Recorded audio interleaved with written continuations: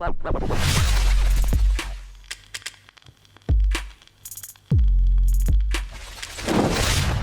guys, what's up? It's Joe. Good morning. Morning coffee.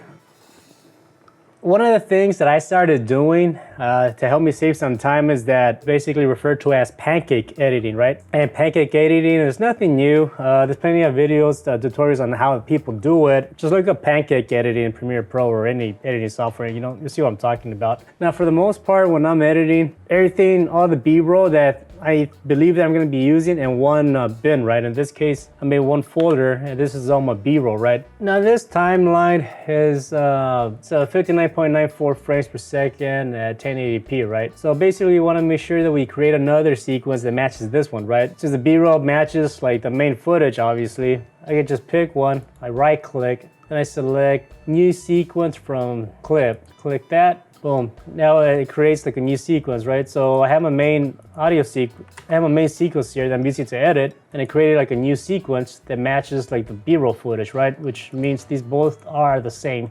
I mean, if you want, you could just name it. Just say like, I don't know, B-roll timeline.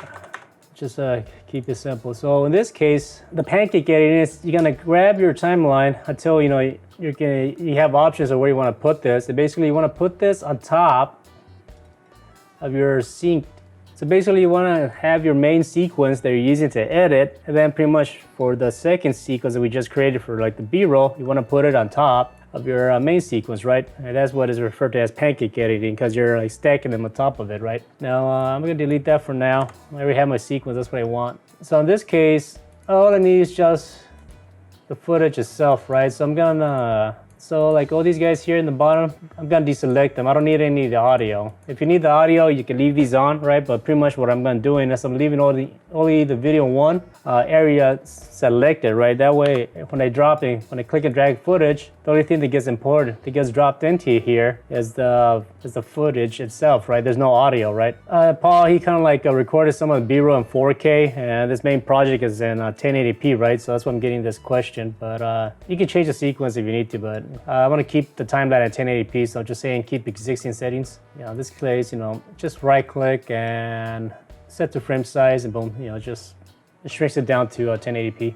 No big deal. Several things in this video, mainly testing this system right here, a PC I built. All right, so he points out to this PC, so pretty much, I want to be able to like have a cut, some B-roll what he's pointing at, which is like the final build, right? So if I go to my footage up here, so this is like a good area here, I just click and drag and put it here, boom. Go back to my main timeline.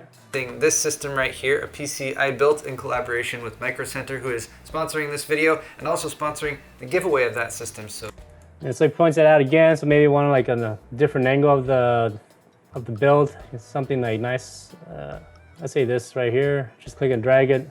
The giveaway of that system, so find information for entering that in the description down below. So now right here, I'm kind of like zoom in here. I'm gonna like just make some cuts. I'm gonna cut out like the excess crap, so just to make it more fluid. Description down below. But if you watched the video where I assembled this system, then you probably remember that I actually installed the wrong graphics card. Right? So he talks about like the graphics cards, right? So I want to have like let's see if I can find some footage of like the graphics card that he used, right? So in this case, 3080. So I'm just click and drag it here. So basically that's what I'm doing.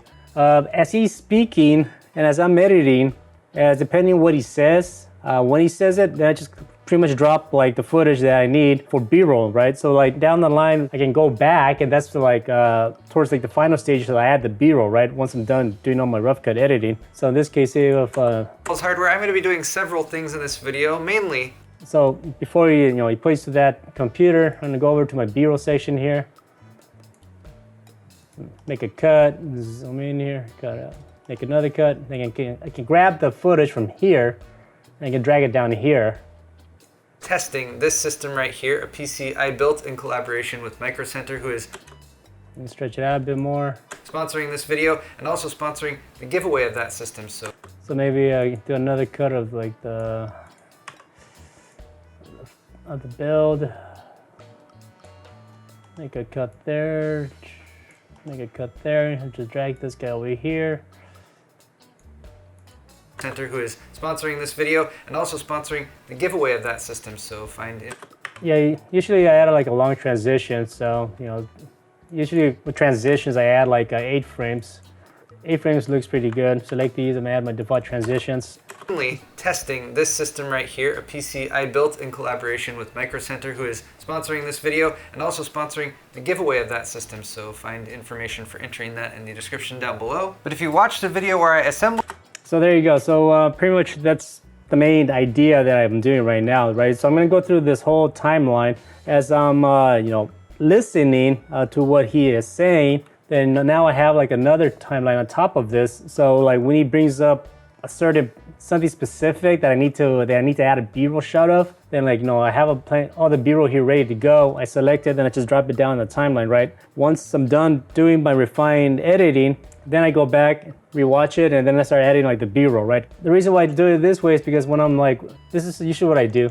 Cards anymore, but in order to test the Aorus Master though and give it a run, the Founders Edition, we've been running some tests on in the system as you see it right here.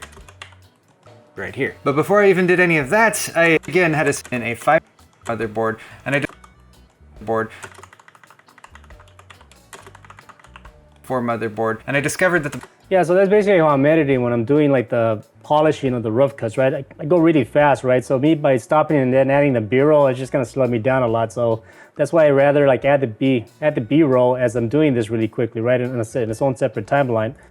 Once I'm doing like the final B-roll, I can just go up here when he mentions it, just grab it, do. Instead of like, it saves me time instead of like searching for that one specific clip that I need, right? One of the main things that you can waste a lot of time on is basically being stuck in the same section of your video or rewatching your video, right? So you edit it, you rewatch it, you edit it, rewatch it, that's just gonna be a lot of time wasted because you're rewatching the video over and over again. If anything, you wanna watch the video the least amount of times while you're editing. So anyways, I'm gonna end the video there. Yeah, I'm fucking beat. I've been like working too much. I've been staying up late a lot working and stuff, so yeah.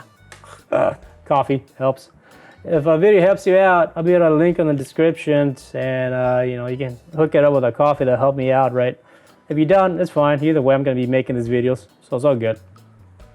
But if you do, I really appreciate it. It helps me out big time. So I'm gonna end the video there. Thank you so much for watching. Take care and peace. I gotta get this video done. See you later.